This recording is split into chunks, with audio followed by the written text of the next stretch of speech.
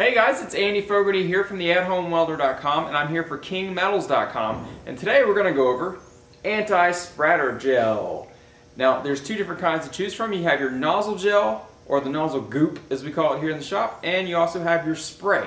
Both have their advantages and both have their disadvantages. But today we're going to go over all of those so you'll be able to decide which one's the right one for you to use on your projects.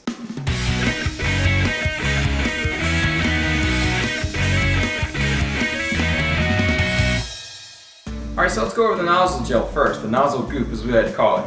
So basically, think of this as glorified chapstick. That's exactly what this is. If you feel it with your fingers, it has that chapstick type texture. It's usually kind of a blue. Sometimes I've seen it red, but color doesn't matter.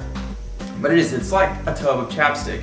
And the thing you do with this is you just dip your nozzle in there and it creates a nice layer around your nozzle and it protects things, keeps things from things like this happening, where you get slag buildup and dingleberry buildup all inside your nozzle, screwing up your tips, causing clogs, causing gas flow to not flow well, and affecting your welds, and just costing you extra time and money and aggravation, which nobody needs.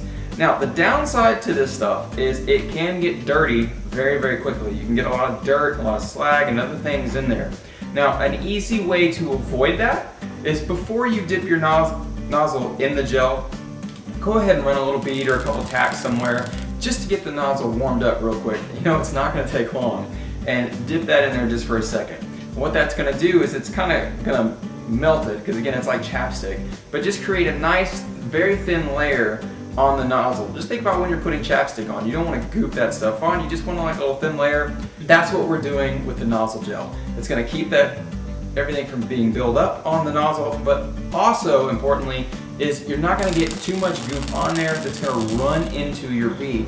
This is very important because you do not want this stuff just gooping off into your weld pool, because that's going to create porous welds, it's going to create bad welds, and it's going to smell. Now the downside of this is it doesn't really cover the surrounding area. You know, when you're welding you have those little BBs and little slags that just kind of fly off everywhere and they end up sticking, and they're so small but they're aggravating, especially if you're working on things like sheet metal or anything that needs to be very, very clean looking.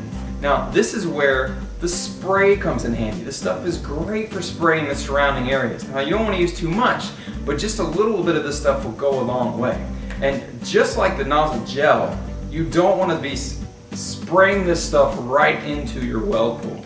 This isn't something where you just want to spray on the line and create a little river and just weld through it, because you're going to have terrible welds, you're going to have porous welds, it's going to smell terrible, and it's just a waste. What I love this stuff for the most is when I'm out on job sites, when I'm just doing little repairs, little tack welds, one little weld here, a little weld there, especially in restaurants or people inside people's homes. This stuff is great because you don't want slag going everywhere on other parts of, you know, railings inside people's houses, on balconies and things like that. Okay, you can see even with these two tests here, with the spray, you can see there's nothing around here, nothing at all, no little BBs at all.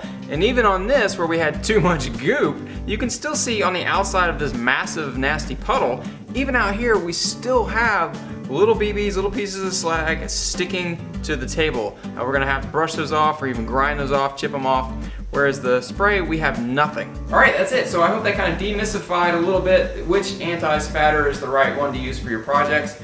We like to have both in the shop. They're both very inexpensive, so it's useful to have both of them around. If you want more great information and tips like this, come over to the AtHomeWelder.com. Go ahead and sign up and join our community. We'll send you some great welding tips, but more importantly, we're just going to send you time-saving tips, money-saving tips, and even great ways to earn some money with welding on the side if that's something that you're interested in. So I'm Andy Fogarty for the AtHomeWelder.com and for KingMetals.com, and I'll see you again next time.